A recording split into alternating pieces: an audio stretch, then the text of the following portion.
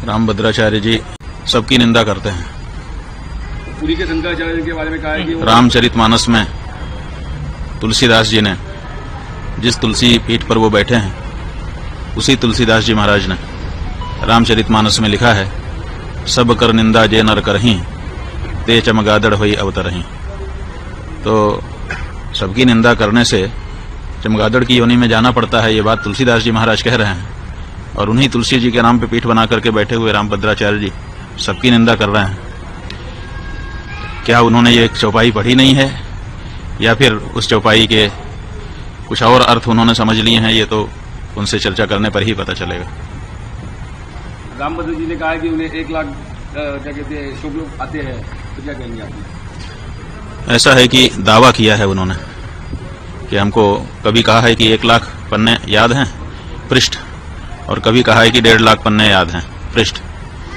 तो अब 1 लाख पृष्ठ याद हैं कि 1.5 लाख पृष्ठ याद हैं, इसकी कोई परीक्षा तो हुई नहीं है। दावा उन्होंने जरूर किया है। उन्होंने 3 दावे, वैसे तो अनेक दावे किए हैं, लेकिन 3 प्रमुख दावे हैं। एक उनका दावा है कि मुझे 1.5 लाख पृष्ठ याद है, कंठस्थ है। दूसरा उनका दावा है कि हमको 23 भाषाएं आती हैं। और तीसरा उनका दावा है कि मैंने राम जन्मभूमि में जो गवाही दी उसके कारण फैसला हो गया। लेकिन इन तीनों दावों की पुष्टि अभी नहीं हुई है, क्योंकि 1.5 लाख पृष्ठ उनके कंठ में हैं, कभी परीक्षा तो हुई ही नहीं है, तो बिना परीक्षा के दावा ही है। इसलिए हम चाहेंगे कि 1.5 लाख पृष्ठ कौन कौन से हैं उनको निकाल के एक जगह पे रखें और फिर लोगों को आमंत्रित कर दें कि आइए, जिसको किसी भी प्रश्न से पूछना हो हमसे पूछिए, हमको सब कंठस्थ है। 150 पृष्ठों से 1.5 लाख पृष्ठ याद हैं, तो कम से कम 150 पृष्ठ एक बार पूछ लिए जाएं, कोई भी पृष्ठ, और उसके बाद अगर वो सब सुना देते हैं तो सब लोग जय जयकार करेंगे, हम लोग भी जय जयकार करेंगे, है ना। ये विश्व के लिए बड़ा अचंभा होगा कि हमारा एक संत 1.5 लाख पृष्ठ कंठस्थ करके बैठा है। तो हम चाहेंगे कि अब ये मौका आ गया है कि वो 1.5 लाख पृष्ठ कौन कौन से हैं छांट दें और उनको एक मेज पर सजा दिया जाए और फिर लोगों को बुला लें। 150 पृष्ठ केवल पूछे जाएंगे। अगर 150 पृष्ठ कंठस्थ उनको हो गए उनमें से, तो हम लोग मान लेंगे कि सब कंठस्थ हैं। वो कहते हैं कि 23 भाषा हमको आती है। अभी तक उनका कोई भी वीडियो YouTube पर खोजने से हिंदी के अलावा दूसरी भाषा में मिलता नहीं है। तो अगर 23 भाषा आती होती तो 23 भाषा में उनका कोई न कोई प्रवचन होता कहीं ना कहीं। तो 23 भाषा कौन कौन सी है उसकी सूची वो बता दें। तो 23 उन भाषाओं के जो विद्वान हैं उनको हम लोग भेजेंगे। 40-40 मिनट का एक संवाद उसी भाषा के विद्वान के साथ उनका हो जाए। जय जयकार कौन नहीं करेगा, सब करेंगे। और तीसरी बात यह है कि वो कहते हैं कि राम जन्मभूमि में हमारे कारण फैसला आ गया, हम ही हैं। तो वहां के वकीलों ने तो इसके विरुद्ध बताया है, वहां के जज ने तो इसके विरुद्ध बताया है, इसलिए इसमें भी शंका हो गई है। इसलिए इस बारे में भी प्रमाण उनको सामने रख देना चाहिए और ये कहना चाहिए कि जो वकील और जो जज कह रहे हैं वो गलत है। लेकिन ये नहीं उन्होंने कहा है। जो उनको गलत बता रहे हैं उनको उन्होंने गलत नहीं कहा है, प्रेमानंद जी को गलत कह रहे हैं। और प्रेमानंद जी क्यों गलत हैं? क्योंकि वो संस्कृत नहीं बोलते हैं। तुलसीदास जी जिनकी पीठ पर आप स्वयं बैठे हुए हो, उन्होंने भी तो अवधी भाषा में रामचरितमानस लिख दिया, संस्कृत में क्यों नहीं लिखा उन्होंने? क्या संस्कृत बोलना ही विद्वत्ता होती है? क्या गोस्वामी तुलसीदास जी विद्वान नहीं थे कि वो अवधी भाषा में महाकाव्य की रचना कर रहे थे, अवधी भाषा में राम जी के गुणगान कर रहे थे? अगर संस्कृत में बोलना ही विद्वत्ता है तो इस सिद्धांत के अनुसार तो तुलसीदास जी भी विद्वान नहीं आपकी दृष्टि में होंगे, क्योंकि उनका तो सारा का सारा साहित्य, चाहे वो बरवे रामायण हो, चाहे वो गीतावली हो, चाहे कवितावली हो, चाहे हनुमान चालीसा हो, चाहे बजरंग बाण हो, छोटे से छोटा बड़े से बड़ा रामचरितमानस, सब कुछ अवधी भाषा में है, संस्कृत में नहीं है। तो क्या तुलसीदास जी विद्वान नहीं थे? तो ये जो परिभाषा आप लेकर के आए और हमने ये पूछा है कि आप ये बताइए, प्रेमानंद जी महाराज दिन भर राधे राधे श्याम श्याम कह रहे हैं, तो राधे राधे श्याम श्याम ये जो शब्द हैं ये संस्कृत भाषा के हैं कि नहीं, और संबोधन विभक्ति में हैं कि नहीं? और जब संबोधन विभक्ति से अपदम न प्रयुंजित, अपद नहीं बोलना चाहिए, और वो उसको पद बना करके संबोधन विभक्ति में ढाल करके अगर दिन भर उच्चारण कर रहे हैं, तो आपसे ज्यादा संस्कृत तो वो बोल रहे हैं। आप कितनी देर संस्कृत बोलते हैं दिन भर में? बताइए। केवल प्रवचन में जहां उदाहरण देने का अवसर आता है, कुछ श्लोक आप बोलते हैं, उतना ही तो संस्कृत आपके द्वारा बोला जाता है, और वो दिन भर राधे राधे श्याम श्याम रटते हैं, जो कि पद है, जो कि संस्कृत व्याकरण की दृष्टि से शुद्ध शब्द है। तो वो तो आपसे ज्यादा संस्कृत रोज बोल रहे हैं, और आप कह रहे हैं कि वो संस्कृत नहीं बोलता है। माने संबोधन विभक्ति में जब भगवान का नाम बोला जाता है तो क्या वो संस्कृत नहीं होता है? और अगर संस्कृत होता है तो वो तो संस्कृत ही बोल रहे हैं, दिन भर संस्कृत बोल रहे हैं। आप उनको क्यों कह रहे हैं कि वो संस्कृत नहीं जानते हैं? तो ये जो बातें हैं, इन सब से पता चलता है कि या तो उनकी बात को ध्यान ही देना छोड़ दिया जाए, बिल्कुल अप्रमाण मान लिया जाए, और या तो फिर उनको अपनी योग्यता और अपने जो दावे हैं उनको जनता के सामने आकर के प्रमाणित कर देना चाहिए। हम कहना चाहेंगे, वो पुरी के शंकराचार्य जी को कहते हैं कि वो संस्कृत नहीं बोलते हैं। संस्कृत नहीं बोलते, कोई इच्छा से बोलता है? भाषा जो है वो विवक्षाधीन होती है। विवक्षा का मतलब होता है बोलने की इच्छा। हमको इच्छा होगी तो हम बोलेंगे, इच्छा नहीं होगी नहीं बोलेंगे। कोई हमको जबरदस्ती करेगा कि तुम यही बोलो? ये तो महाराष्ट्र के ठाकरे बंधु हो गए कि बोलना ही पड़ेगा। अरे भाषा जो है, भाषा का नियम है, वो विवक्षाधीन होती है। जो बोलना चाहता है वो बोलता है, जिसको नहीं इच्छा होती है नहीं बोलता है। कौन सा शब्द मैं बोलूंगा ये कोई हमको बताएगा? हम खुद बोलते हैं। जब हमको जिस शब्द की इच्छा होती है उस शब्द का उच्चारण अपने मुख से हम करते हैं। भाषाएं जो होती हैं वो विवक्षाधीन होती हैं, बोलने की इच्छा के अधीन होती हैं। तो ऐसी परिस्थिति में वो नहीं बोलते हैं उनकी इच्छा, लेकिन वो संस्कृत के विद्वान नहीं है, ऐसा तो नहीं है। हम तो जहां तक हम देखिए, हमने पुरी के शंकराचार्य जी का भी प्रवचन सुना है, गंभीरता से सुना है, और इनका भी प्रवचन सुना है, और हम ये कह रहे हैं कि पुरी के शंकराचार्य जी इनसे बहुत बड़े विद्वान हैं। तो ऐसी परिस्थिति में जिन शब्दों का प्रयोग पुरी के शंकराचार्य जी करते हैं हिंदी में भी, उनके अर्थ लगाना इनके लिए कठिन हो जाएगा। इसलिए किसी को भी आप मूर्ख कह दो, इससे आपकी मूर्खता का जरूर पता चलता है। जिसके लिए कह रहे हो उसकी मूर्खता का पता नहीं। सर वो हमेशा परंपरा पे बात करते हैं, तो उस पर क्या कहना चाहेंगे? अब भाई वो तो जिसका जो स्वभाव होता है वो करता रहता है। हम तो जो हमारे आदरणीय पुरुष हैं उनके ऊपर जो टिप्पणी की गई है उससे आहत हैं। चारों शंकराचार्यों को उन्होंने कह दिया, आदि शंकराचार्य को उन्होंने कह दिया, इसके लिए हमको बोलना पड़ रहा है। अन्यथा बहुत से लोग बहुत कुछ करते रहते हैं, कहाँ कोई बोलता है? हम भी नहीं बोलते हैं। लेकिन एक समय आता है जब आपकी अति हो जाती है, सीमा का अतिक्रमण आप कर जाते हैं, तो उसके बाद फिर बोलना ही पड़ता है। तो अब ऐसी ही परिस्थिति हो गई है कि बिना बोले काम नहीं चला, इसीलिए बोलना ही पड़ गया। बोल करके कोई खुशी भी नहीं है हमको, लेकिन मजबूरी है, बोलना पड़ेगा। अन्यथा उनकी जो तथ्यहीन बातें हैं, जनता के दिमाग में यही हो जाएगा कि ये तथ्यपूर्ण कह रहे हैं। जैसे वो प्रचार कर रहे हैं कि हमने गवाही दी, उसी से मुकदमा हो गया, और जज कह रहा है कि नहीं नहीं उनका तो ठुकरा दिया गया था। वो जो तुलसी शतक लेकर के आए थे वो तुलसी की रचना ही नहीं थी, वो उनकी खुद की रचना थी। तो आप झूठी रचना लेकर के कोर्ट में चले जाते हो, और कोर्ट में वो आपका प्रस्तुत किया गया जो प्रमाण है वो अप्रमाणित हो जाता है। तो कोर्ट ने तो घोषित कर दिया एक तरह से कि आप अप्रमाण हैं, जिसको आप प्रमाण मान करके गए थे। तुलसी शतक नाम का एक ग्रंथ बना करके ले गए थे राम जन्मभूमि के मुकदमे में गवाही देने के समय में। कोर्ट ने कहा कि यह प्रमाण नहीं है। क्यों कहा?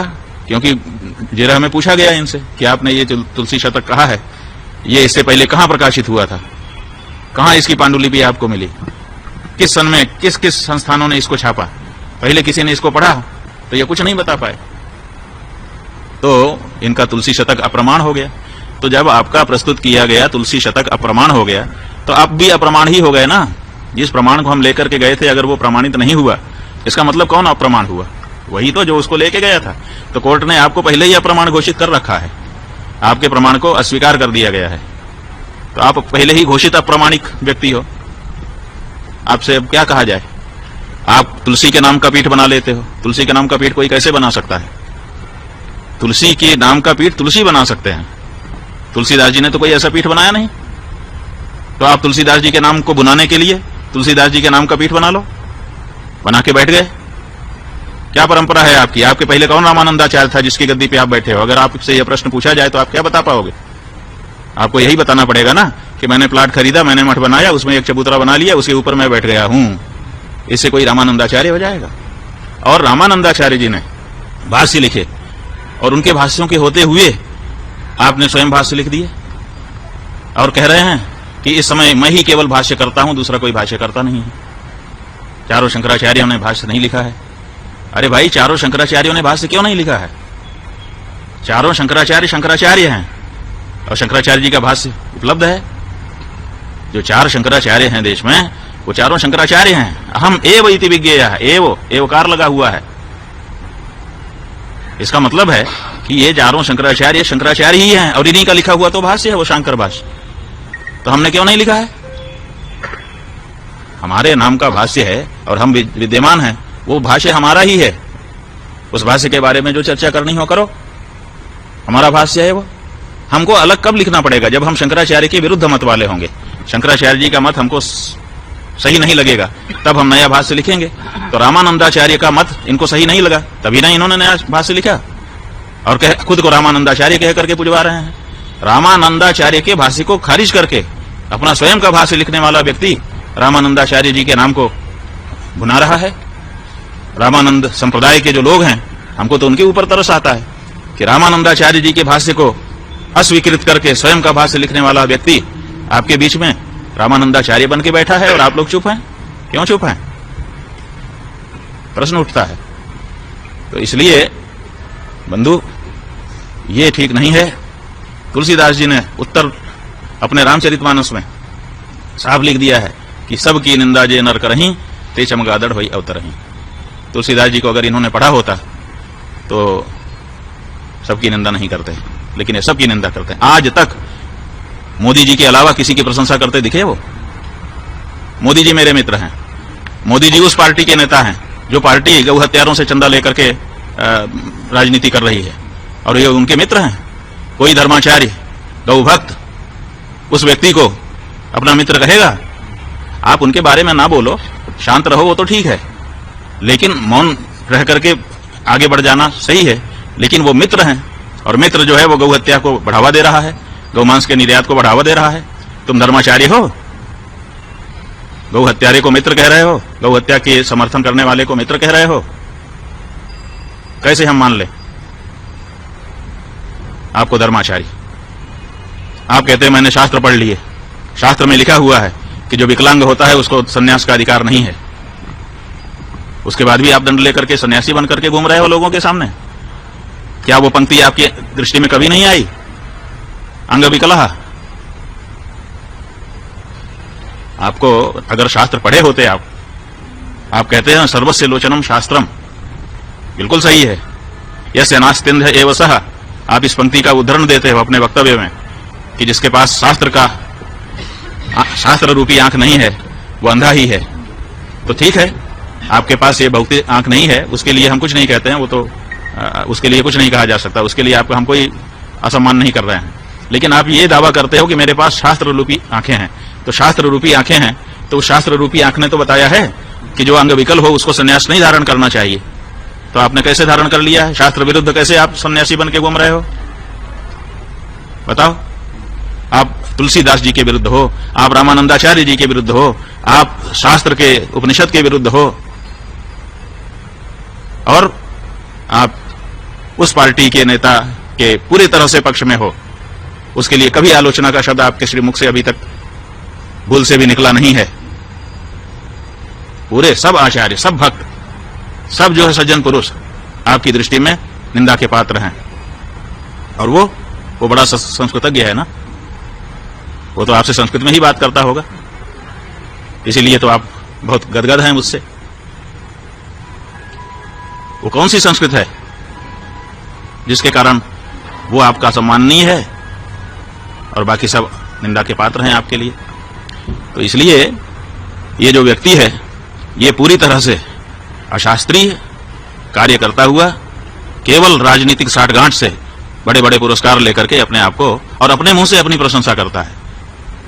तुलसीदास जी, जिनको सारा संसार विद्वान मानता है, वो कहते हैं कि सत्य कहूं लगी कागज कोरे, कभी तो विवेक एक नहीं मोरे। कोरे कागज पे लिख के कहता हूं कि मुझे कविता विविता करना आता नहीं है, मैं विद्वान नहीं हूं, वो विद्वान। अपने मुख से थोड़े अपनी प्रशंसा की जाती है।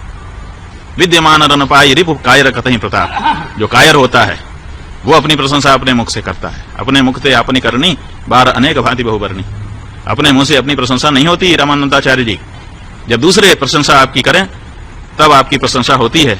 इसलिए हम तो केवल देखो भैया, ज्यादा नहीं कहना चाहते। बहुत दिन से लोग कहते रहते थे, बार बार दिखाते रहते थे इनके वक्तव्य। हम लोग कुछ नहीं बोलते थे। क्यों नहीं बोलते थे?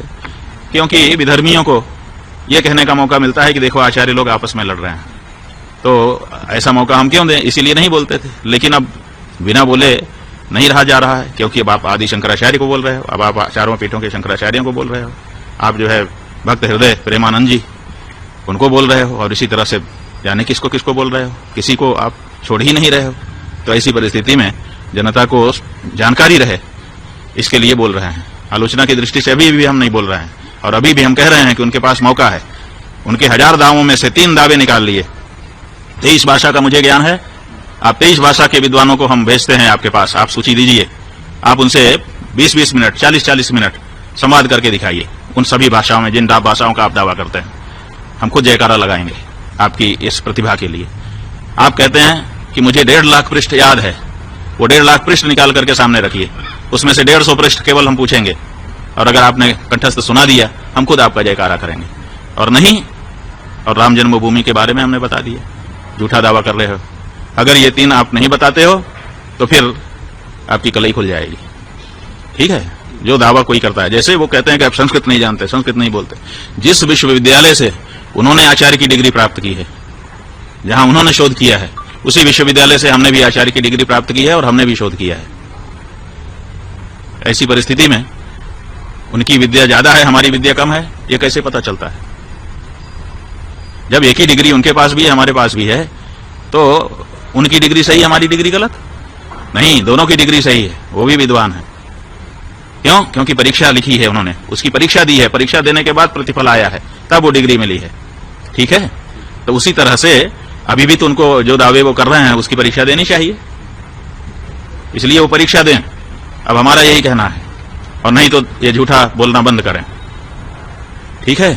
हाँ अमित जी, केंद्र सरकार ने संविधान को 130 संशोधन पर जेपीसी का गठन किया है, उसको आप किस तरह देखते हैं? हम तो, आप इतनी जल्दी बोल दे रहे हैं, ये बात ही हम नहीं समझ पा रहे हैं कि क्या कहना चाहते हैं आप। केंद्र सरकार ने संविधान के 130 संशोधन पर जेपीसी का गठन किया है, उस पर किस तरह देखते हैं? भाई, जेपीसी का गठन करने का तो केंद्र सरकार को अधिकार है। किसी विषय में कोई भी चर्चा करनी है तो उसके लिए पहले संयुक्त संसदीय समिति का गठन किया जाता है। उसमें सब दल के लोग सांसद बैठ करके विचार करते हैं, तो वो अपनी रिपोर्ट देगी, तब आगे बात बढ़ेगी। तो अगर विचार करने के लिए कोई विषय लाया गया है सांसदों के समक्ष, तो उसमें खराबी क्या है? ये अच्छा है, विचार तो होते ही रहना चाहिए, हर विषय पे विचार होना चाहिए। हम तो कहते हैं कि जैसे उन्होंने जेपीसी गठित कर दिया है, ऐसे ही रामभद्राचार्य पे, धर्माचार्यों को भी जेपीसी गठित कर देना चाहिए। अमित जी, देश के उपराष्ट्रपति पद के लिए महाराष्ट्र के राज्यपाल सीपी राधाकृष्णन का उम्मीदवार बनाया गया है। आरएसएस से जुड़े व्यक्ति है, किस तरह देखते हैं आप उससे? भाई, कोई भी हो, देशभक्त व्यक्ति होना चाहिए, और उसको इतना ज्ञान होना चाहिए कि वो पक्षपात विहीन होकर के जिस आसन पर बैठ रहा है उसका सही संचालन करे। अभी तो बात जो निकल करके आई है वो ये निकल करके आई है कि जो पुराने उपराष्ट्रपति थे उनका जो त्यागपत्र है उसको राष्ट्रपति ने स्वीकार ही नहीं किया है।